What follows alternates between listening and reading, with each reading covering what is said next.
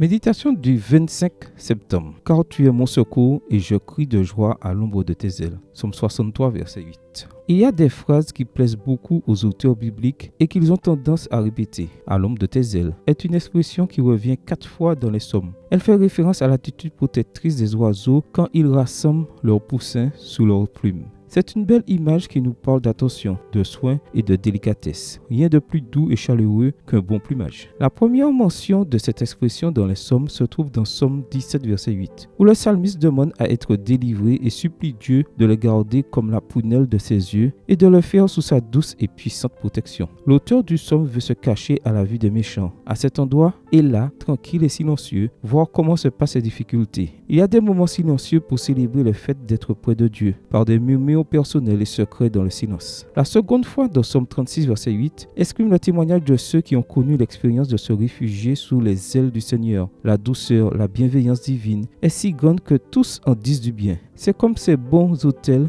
dont on ne lit que des commentaires positifs. Leurs notes sont élevées. Eh bien, le séjour à l'ombre des ailes de Dieu vaut un 10. Quiconque a connu cette expérience dit que c'est un amour. Il y a des moments de confort à célébrer. Ces jours à la maison avec les nôtres, les longues discussions de la tranquillité, ce moment de prière et de sourire. Un autre texte se trouve dans Psaume 57, verset 2, et parle du jour où David dut fuir de la caverne où se trouvait Saül. Au même endroit, pouvant à peine respirer, il se trouvait avec son plus grand ennemi. Il vit la mort de si près que, à peine délivré, il écrivit ce chant. Ce n'était pas un moment à revivre, mais pour remercier. Mais qu'y a-t-il de mieux à célébrer qu'une délivrance? Ces exclamations de gratitude ont traversé les époques et continuent à résonner aujourd'hui. C'est la célébration en majuscule. Pour moi, la plus significative se trouve dans Psaume 63, verset 8, où il reconnaît que Dieu a été son refuge et décide de crier de joie. Le mot de l'original signifie aussi chanter. Autrement dit, le psalmiste chante à tue-tête parce qu'il fait la fête. Cette image me rappelle les chants tyroliens. Lorsqu'au milieu des danses alpines, ils imitent le gazouillis des oiseaux.